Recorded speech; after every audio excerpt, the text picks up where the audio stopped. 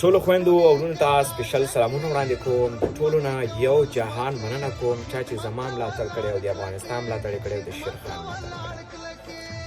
د خان بابا ویډیو خو تاسو په خپله هم پرون وکتله چې شیرخان پکې پیغام ورته پرېښی چې خان بابا کومه کارنامه کړې وه.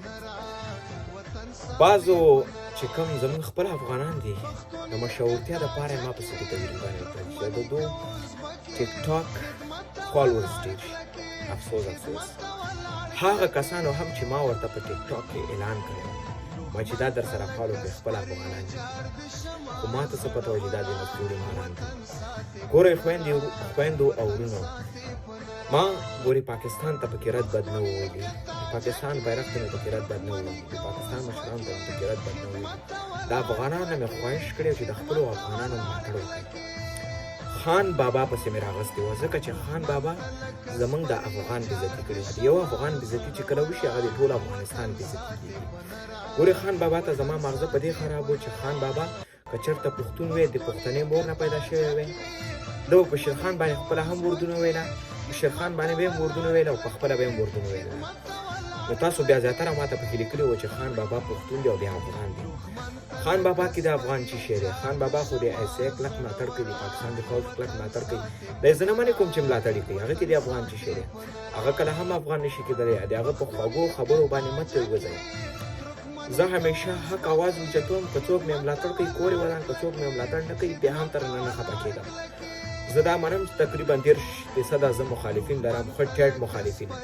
ټیک ټاک کې هم لرم، دلته یوټیوب کې هم لرم، فیسبوک کې هم لرم. زما پرمختګ هیڅوک هم نشي زغملی. زما تکړه تکړه ملګري، تکړه تکړه خپلوان مې، دو خلک هم، ځکه چې زه حق وینا کوم او چې څنګه مخکې لاړم نو دو ته زور ورکوي بعضو ته. هغه افغان همیشه ما سپورټ کوي چې افغانستان سره د زړه نه مینه لري. ګورې که ما وظیفه اخیستلی شوه، ما کرکټ بورډ کې وظیفه اخیستلی شوه. په افغانستان کې چې 10,000 نه 15,000 فالوورز په فیسبوک کې ولري روکړه هم درکول کېږي.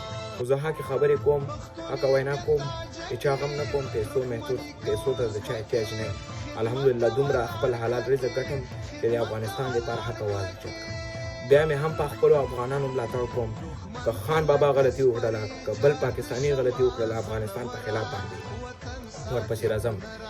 دا غټ غټې سټې چې دي او دا وړکي چینجي چې دي که نه دا مې تاسو ته پرېښودي افغانانو خویندو. دا نیسې بړکې ته نه وباسئ چې افغانانو ته جواب ورکوي. همیشه د خپلو افغانانو ملاتړ وکړئ.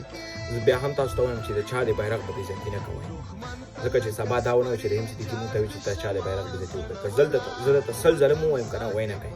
د چا د مشرانو به بېزتي نه کوئ. که زه درته 100 ځله مو ووایم که نه به یې کوئ. دا یاد ساتئ ځکه د ویډیو کې درنه وایم. همیشه په خپلو افغانانو رنګ کوئ، همیشه په اتفاق اوسئ. ګورې پشهیي چې دی هغه غیرتمند قوم دی. ما د پشیانو ورونو ملاتړ کړی په ټیک ټاک کې اواز مې اوچت کړی. زه ورباندې کم احسان نه کوم، لږ مې نور هم خلکو ته وروپېژندل. نن چې ګورم یو څو دا نوره پسې ویډیو هم کړی ځکه چې خان بابا ملاتړ کړی او د ګلخانانو ملاتړ یې کړی. خو زه بیا هم ټول پشیان قوم ته بدنامول نه غواړم. پشیانو قوم باندې به زه همیشه ننګ کوم. هغه زما ورونه دي، اجي، کوزباک، هزاره، پشهیي او پښتون ټولو باندې به ننګ کوم. چا پورې هم چې د افغان نوم تړل شوی دی همیشه راته په اتفاق اوسئ. ښه شي بیا خو الله په امان. بیا هم درنه نړۍ مننه.